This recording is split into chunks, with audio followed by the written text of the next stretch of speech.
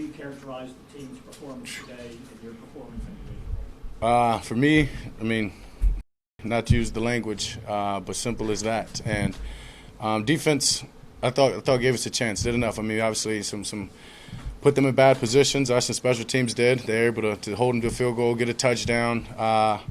And I mean, I gave a touchdown on an interception. So I mean, I think defense did enough, obviously. But for offense, just completely not who we are. I don't think I've seen us like that in damn sure the last 2 years.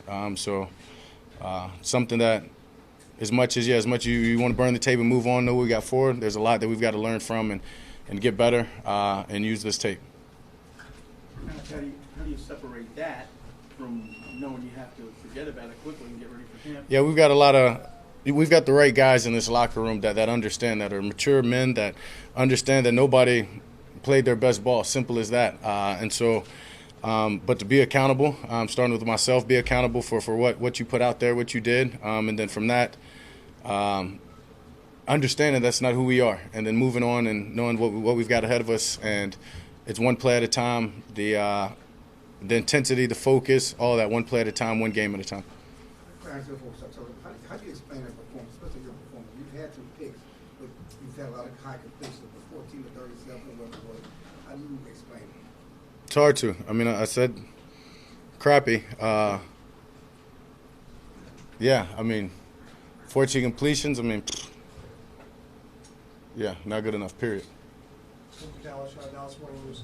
Could you feel that when you're out there, like just everything is completely out of sorts? Yeah, for sure. I mean, we're just trying to get something going, and just wasn't able to, honestly. And I mean, some of the times, yeah, I probably should have just went underneath on some of the throws and wanting to make a play, wanting to get the energy going, wanting to get us going. Took some shots, and those shots weren't there. And once again, we're back behind the chains, and we never put ourselves in third downs that were manageable, and that's what we've done this year. Were you aware of the Eagles score during the game that they got? Not at all. Zero awareness of what was going on over there. I mean, as I told you before, we had to handle business for that to even be a possibility. So, no, just couldn't get off on the right foot. Yeah, Todd Archer with ESPN. Is it easy to look at a 17-game season and say 12-5, or does this one linger for a little longer? No, this one won't linger. Yeah, I mean, it's easy to go back and look at our body of work and what we've done, especially when this isn't anywhere in those past 16 games. So when you have a performance like this, whatever it was, whatever the reason may be, we've got to, as I said, individually look at it, take accountability, learn from it, and then understand that, hey, with that playing touchdown, we're on to Tampa. And we know who they are, played them twice in these last 2 years, and it's going to be a good one. What gives you confidence that you can turn the page? I know you say 16, 17 games, but the team haven't had success in the playoffs. You haven't had success against Tampa. What gives you confidence that you can burn this and it's going to be a different team next week? As I said, the men in the room.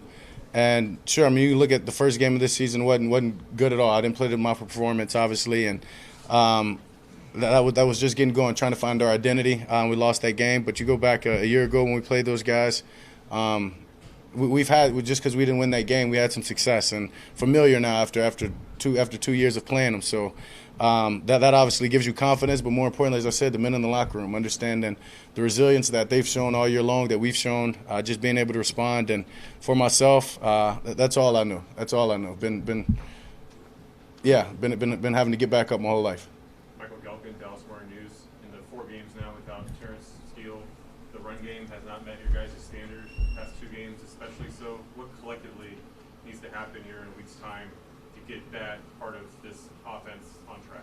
Yeah, I mean, everybody, I would think those guys would tell you first, they got to be accountable for what they're doing, their communication, and just trying to be more physical, I guess. Obviously, we're not going to get Terrence back in this time, so we've got to make sure that we lock in and do our best with what we've got, and we've got some great players. I mean, you've got Tyron Smith over there on the right side and another Hall of Famer over there on the left, if that's what it is. And so no doubt in my mind that's not going to get corrected. Holder Sports, moving from the micro of this game to macro overall, it's been an emotional week for the NFL. For sure. What was it like for a lot of the guys, you included, about actually taking contact, hitting, doing whatever this week, this particular week? What was it like? Yeah, I mean, I just think we had to count our blessings, put everything in perspective, understanding that we're all thankful for each day that we're given. We're thankful for to go out there and have that opportunity on the field, whether it be at practice or whether it be in games. And so I think for anything, it was about being present, taking the fear or the anxiety, any of that out of your mind, and being present that we've played this game and weird things happen and unfortunate things happened. And that's not a common thing that happens in our game, so you got to keep that in the forefront of your mind, and then, yeah. And Ryan Clark said something on Monday night that was pretty profound. When asked like why you guys do what you do, he said next to the birth of his kids, picking up the football was the first thing that he loved when he first picked it up. Is that the mentality of a lot of football players, even in the midst of all the danger? It's the first love. It's just something that you just do. 1,000%. I know for myself, I don't have any kids, so family and football, honestly, faith, family, and football, and I'm pretty sure it's for a lot of those guys in the locker room, a lot of these guys in this throughout the league. We're blessed to be able to do what we do. A lot of these guys come in and they just want to be the best at what they do. Simple as that, and that's the best at what they love, and that's playing this game of football. And you have to take out everything that can happen bad, as I said, to take that fear out of your head and just focus on being your best and putting your best performance out there. And in a sense, you want to be naive to all the unfortunate circumstances that can happen. And as I said, that what happened Monday to DeMar put everything in perspective. And so for us, it was about moving on, just being thankful for what we're given in the days that we have. The 15 interceptions and tying for the league lead, does that shock you given who you've been for 6 years? Yeah, I mean, it stinks. Yeah, as you said, not having, I'd say, an issue like this with the ball, but for sure having more confidence in where I can put the ball and the things that I can do. It's a fine line, and I've got to get better at it. And simple as that, this won't continue. Thank you, Dak.